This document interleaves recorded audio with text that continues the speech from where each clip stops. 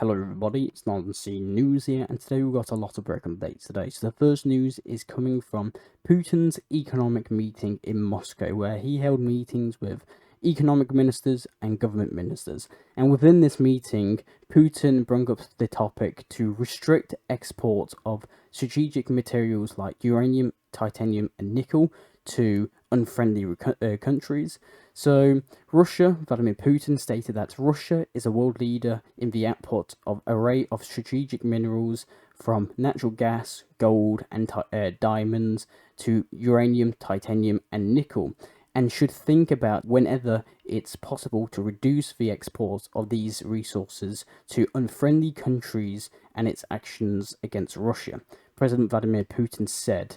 So big news we can expect in the near future, or this might not happen, but we can expect Russia to reduce its mineral exports to unfriendly, quote unquote, unfriendly countries to Russia.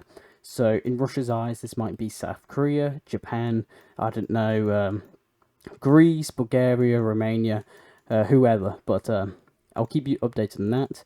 Now let's really quickly go over to the Ocean 2024. So the Northern Fleet, Russia's Northern Naval Fleet, is conducting search submarine drills and exercises in the Barents and the Norwegian Sea. So we've got some videos of this. If you can see here in bottom left corner, we can see this plane conducting anti-submarine searches. So if you can see here, we also got naval exercises. So we can see Russia's naval rockets, its naval shooting of rockets, and its aviation, its helicopters.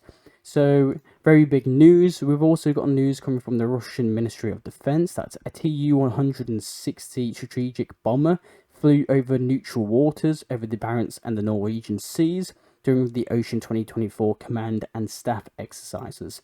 So if you can see here in the bottom left corner, we can see the bombers, this bomber take off, and they flew over waters, which the Russian Ministry of Defense stated that this was the Norwegian Sea waters. So very interesting news, and I'll keep you updated on that.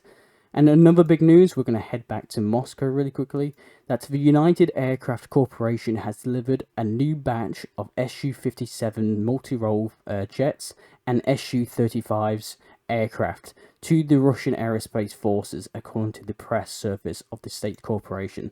So you can see here in your bottom left corner, Russia has stated that it has produced a new batch of its latest Su-57 the 5th gen jets. So in this video, I can only count 3 Su-57s.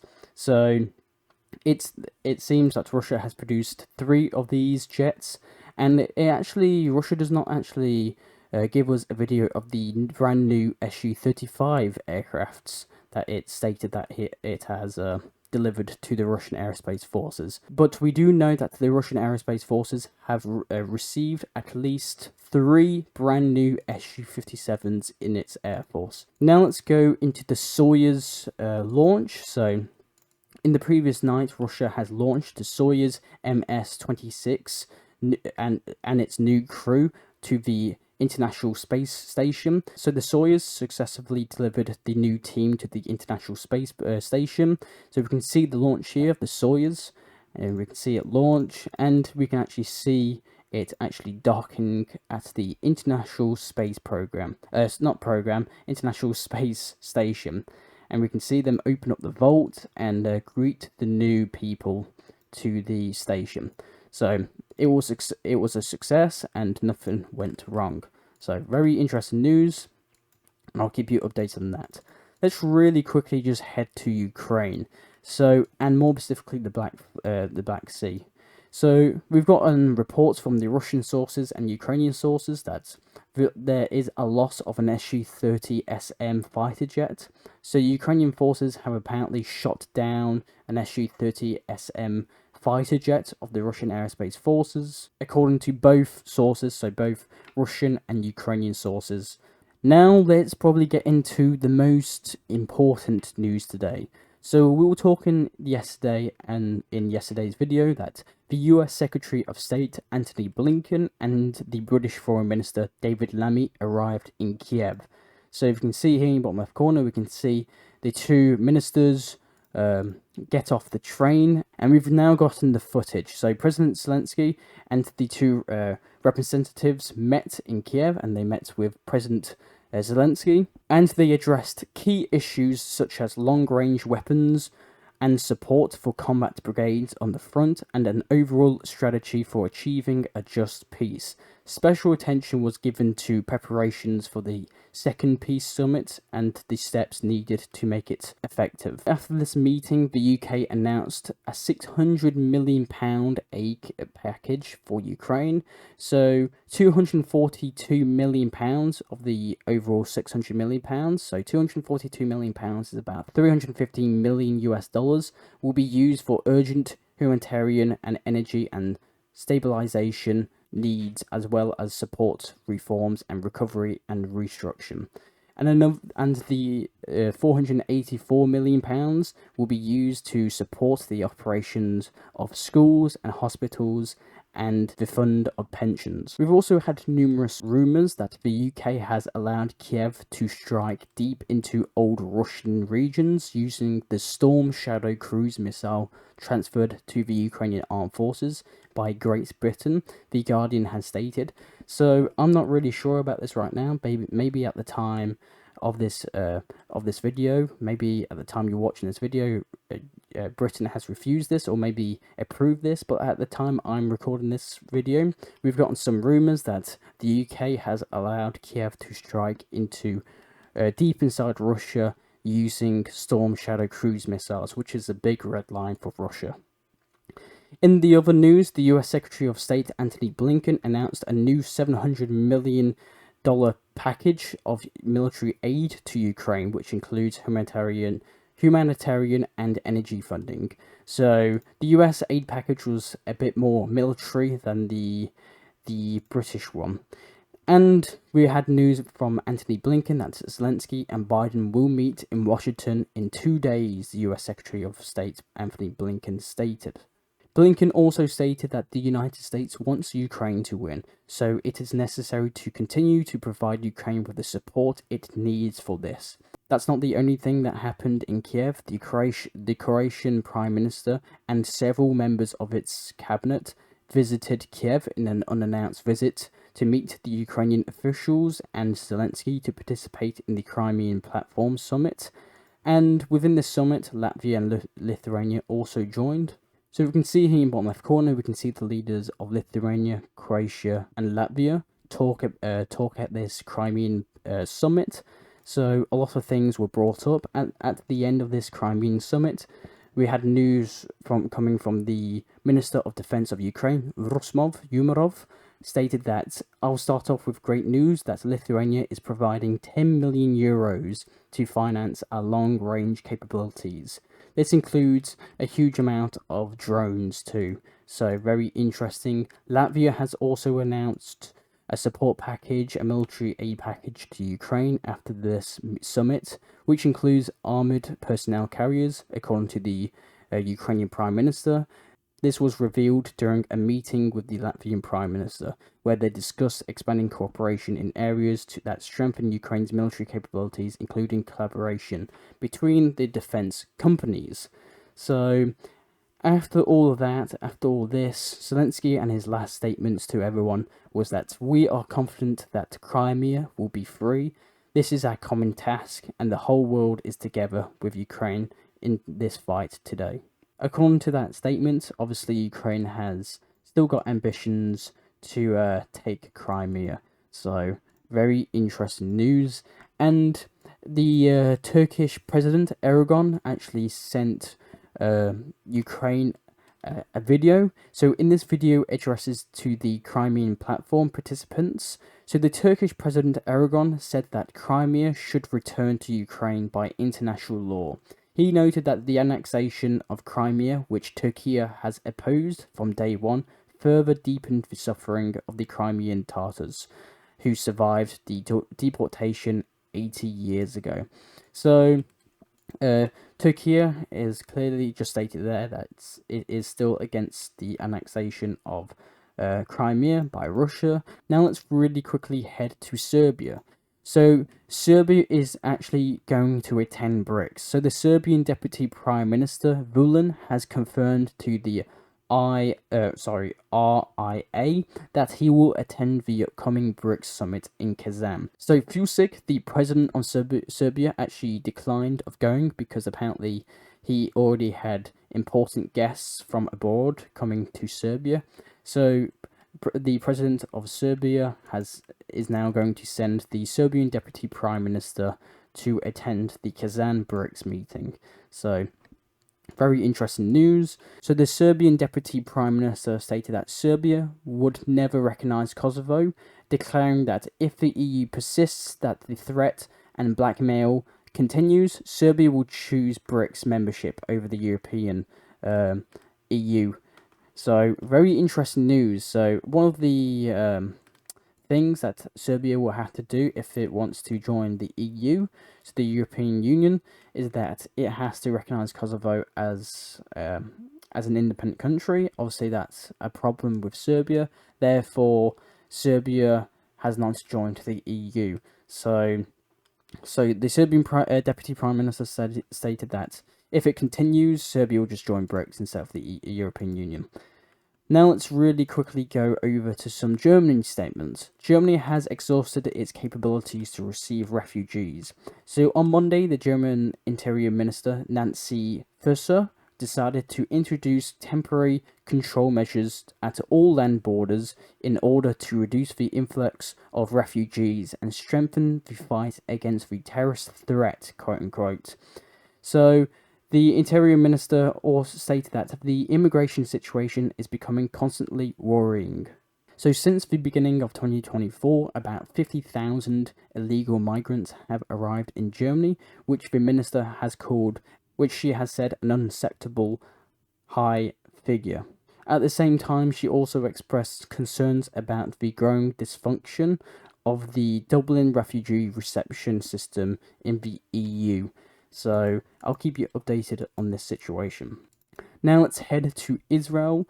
So we've got news. Yesterday we talked about how we had rumours of an Israeli helicopter crash in Rafah. So it's now been confirmed. It seems that it has now been confirmed. So if you can see here in your bottom left corner, I'll see if I'm actually allowed to put this on YouTube. But an Israeli military helicopter crashed in Rafah, this city in Gaza. 2 crew members were killed. The cause of this crash is seen to be a technical malfunction, so it wasn't shot down by Hamas forces. Now let's really quickly go into some African statements. The only one we've got is coming from Zimbabwe. So Starlink expands Africa presence with Zimbabwe launch. So Starlink, the satellite internet company owned by Elon Musk, has launched in Zimbabwe 3 months after it secured an operating license. However, the company will offer its services via a local partner, IMC Communications. Unlike other African countries where Starlink accepts payments in local currencies, Zimbabwe customers will be charged in US dollars. The company launched in Zimbabwe marks its continued expansion into Africa. Last month, Starlink has launched in Botswana. Now let's head to the Iranian president's visit to Iraq. So, as we were talking about in yesterday's video, we talked about how the Iranian president visited Baghdad, where he met with the Iraqi prime minister, I believe. It might be president. But the Iranian president visited Baghdad. Now we've got news that the Iranian president has now just arrived in Erbil. So, this city right here. So this is the second day of his official visit to Iraq. Earlier this morning, the president of Iran is currently holding a lengthy meetings with officials. So we still haven't gotten no information about these meetings. Obviously, it will go public after all the meetings is done, and then we can talk about what came out of this meeting. Now let's head to the Minister of Foreign Affairs of Iran. So the Minister of Foreign Affairs of Iran uploaded this on X, it seems. He stated and posted on social media, he stated that once again, the US and the E3 act on faulty intelligence and flawed logic. Iran has not delivered ballistic missiles to Russia. Period. Sanction addicts should ask themselves, how is Iran able to make and supposedly sell sophisticated arms. Sanctions are not a solution, but part of the problem. So once again, Iran is claiming that there were no deliveries, there were no Iran ballistic missiles shipped to Russia.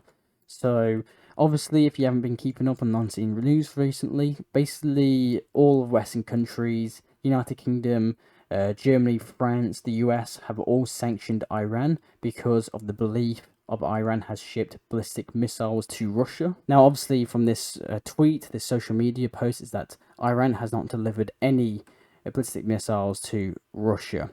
And the reason why the Western countries like France, Britain, Germany, and the US are sanctioning Iran is because of this post we have just gotten released. So if you can see here in the bottom left corner, we can see this cargo ship. So this cargo ship is apparently according to Western sources, are carrying 360 ballistic missiles from Iran. So these ships are believed from Western sources are carrying Iranian ballistic missiles in this port here in Iran. So now they tracked where this went, and this shipment came to this Russian port here. And the Western sources are now stating that this was carrying ballistic missiles, and that because of this, we will sanction Iran. So very confusing situation that's going on here. But let's just really quickly head to China. So China has now just released an unboxing the, sorry if I pronounced this wrong, the Huawei Mate XT. So this is the first tri-fold smartphone. So if you can see here in the bottom left corner, we can see this new iPhone, which kind of looks like an iPad at first, but it's like a tri-flip phone. So about 3.7 million Chinese customers have already pre-ordered and paid for it before the phone got released. So it's a very interesting design. It's I'll keep you updated on that, but very interesting news. Now let's just really quickly head to North Korea. So North Korea has launched an unidentified ballistic missile towards the Sea of Japan. So the Japanese authorities reported this. So NHK reported that the ballistic missiles fell outside of Japan's exclusive economic zone. So it didn't enter any zones of Japan or anything. So this missile was launched obviously in the direction of Japan, so warning Japan, North Korea's warning Japan. The last news are coming from the US and Peru. So first we'll obviously get into the 9/11 memorial. So today marks the memorial of 9/11. So Trump and JD Vance arrived at the 9/11 memorial in New York, where surprisingly was actually met with Kamala Harris and the president right now, Joe Biden. So we've got this video here. We can see just hours after the debate, they met with each other and they seem to be all right. And that's all. And Joe Biden was also spotted with a Trump cap on. So I don't know what's the meaning behind that, but I'll keep you updated on that. And the last news coming today is that the former president of Peru, I'm going to butcher this name, but Alpito Fujimori has died this Wednesday at the age of 86, following a decline of his health in recent days due to cancer. So this was announced by his daughter. So the former president of Peru has been confirmed dead. So now that's the end of this video. I am Non-Scene News. I will try and provide you news that the medias around the world do not show you. I do these videos hopefully daily, so consider subscribing and liking. Thank you very much for watching, and I'll see you all later. Bye.